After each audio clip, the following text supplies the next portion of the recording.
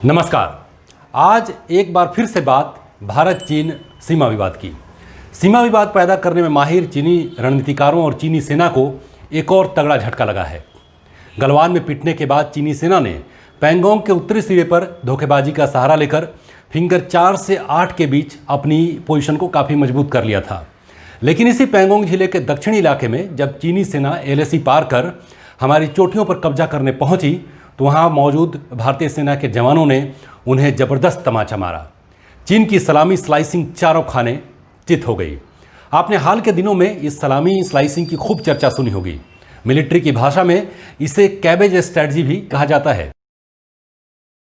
इस रणनीति में विरोधी सेना या देश के अलग अलग इलाकों पर चोरी छिपे हमला किया जाता है और थोड़ा थोड़ा कर बड़े इलाकों को अपने क्षेत्र में शामिल कर लिया जाता है।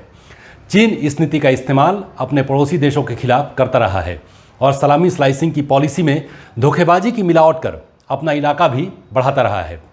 3500 किलोमीटर लंबी भारत चीन सीमा पर तो वो चालबाजियां करता ही रहा है, दक्षिण चीन सागर में भी वो हड़प नीति पर पुरजोर अमल करता रहा है।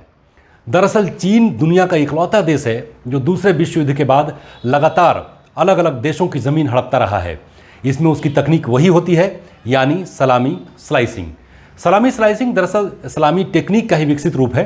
सलामी टैक्टिक्स जुमले का इस्तेमाल सबसे पहले हंगरी के वामपंथी राजनीतिज्ञ मात्यास राकोसी द्वारा किया गया था। इस स्ट्रैटेजी का मतलब था गैर वामपंथी विरोधियों को स्लाइस यानी टुकड़े टुकड़े करके हरा देना।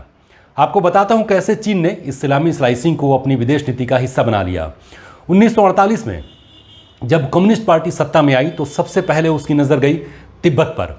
उसने अपनी मिलिट्री यानी पीएलए की बदौलत तिब्बत पर अधिकार कर लिया। शांति का संदेश देने वाले बौद्ध भिक्षु चीनी सेना का मुकाबला नहीं कर पाए। इसके बाद चीन की नज़र पड़ी लद्दाख के पूर्व में स्थित शिनजियांग पर। यहाँ भी उसने कब्जा कर लिया। ये वही इलाका है जहाँ आजकल उइगर मुसलमानों को नरक की ज़िंदगी जीने को मजबूर किया जा रहा है। इन दो इलाकों पर कब्जे से चीन का क्षेत्रफल 1948 की तुलना में तकरीबन दोगुना हो गया। 1962 में चीन ने भारत के पूर्वी छोर पर हमला बोला और युद्ध में भारत का काफ़ी नुकसान हुआ। लेकिन चीन युद्ध के बाद पीछे हट गया, लेकिन अक्साई चीन पर उसने कब्जा कर लिया। इतना ही नहीं, इसी इस्लामी स्लाइसिंग की नीति के तहत तो अरुणाचल प्रदेश की तकरीबन 90,000 वर्ग किलोमीटर ज़मीन पर भी अपना दावा करता है। उसका कहना है कि ये दरअसल अरुणाचल प्रदेश का ये हिस्सा जो है दरअसल वो दक्षिणी तिब्बत का ही हिस्सा है। तो इस तरीके से उसकी नीतियाँ आगे बढ़ती रहीं। चीन जम्मू कश्मीर के काराकोरम में 6,000 वर्ग किलोमीटर पर कब्जा जमा चुका है, जो उसे पाकिस्तान से मिला। भारत और तिब्बत के खिलाफ सलामी स्लाइसिंग का फ़ायदेमंद इस्तेमाल के बाद उसने यही तकनीक कुछ और पड़ोसियों के खिलाफ भी अपनाई। 1974 में इसने वियतनाम से पार्सेल आइलैंड को छीन लिया। चीन ने यहाँ सनाशा सिटी भी बना डाली ताकि उस पर उसका जो अवैध कब्जा है वो मजबूत हो जाए। इसके बाद उसने 1988 में वियतनाम के जॉनसन रीफ पर कब्जा कर लिया। 1995 में फिलीपींस के मिस्चिफ रीफ पर चीन ने दांवा ठोक दिया। 2012 में फिलीपींस के ही एस्कार्बरो शोआल पर भी उसने अधिकार कर लिया और वहां पर अपनी सैनिक छावनी और बेस बना लिया। फिलहाल वो जापान के साथ सेनकाकू द्वीप विवाद में उलझा है।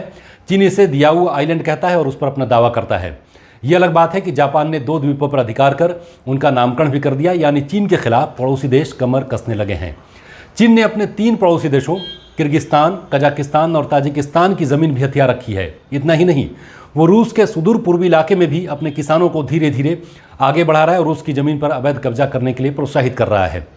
कुल मिलाकर वो एक भूमाफिया की तरह ही काम कर रहा है। लेकिन पैंगोंग तक आते आते उसकी सलामी की कब्र खुद गई। जून में गलवान और पैंगोंग की घटना के बाद से ही भारतीय सेना पूरी तरह सतर्क हो गई थी। सेना को अलर्ट मोड पर रखा गया और एलएसी पर पावरफुल कैमरे लगाए गए। यही वजह रही कि जब पीएलए ने पैंगोंग के दक्षिणी सिरे पर वही नीति अपनाई तो भारतीय जवान उनसे पहले ही पहाड़ी की ऊंची चोटियों पर काबिज हो गए। कमाल की बात यह रही कि हमारे जवानों ने 4000 फीट की चढ़ाई महज 2 घंटों में ही पूरी कर ली। चीन इस हार को पचा नहीं पा रहा है। आपको याद होगा कि गलवान के बाद उसकी प्रतिक्रिया ऐसी थी जैसे कुछ हुआ ही नहीं हो, लेकिन क्योंकि उसने पैंगोंग के बड़े इलाके पर अपनी पोजीशन को मजबूत कर लिया था। लेकिन अब वो सारी दुनिया को ये संदेश देना चाह रहा है कि भारतीय सेना ने एलएसी पार कर उसकी ज़मीन पर अवैध रूप से कब्जा कर लिया है। लेकिन अब ये सलामी सियासत चीन की चलने वाली नहीं है। यह नया भारत है। ज़मीन लेने की कोशिश करने वालों की जान ले ली जाएगी। आपको ये वीडियो कैसा लगा इसे मुझे इसके बारे में ज़रूर बता दें। अगर पसंद आया हो इसको लाइक करें और मेरे चैनल को सब्सक्राइब करें। इस वीडियो को देखने के लिए आप सभी का बहुत बहुत शुक्रिया। नमस्कार।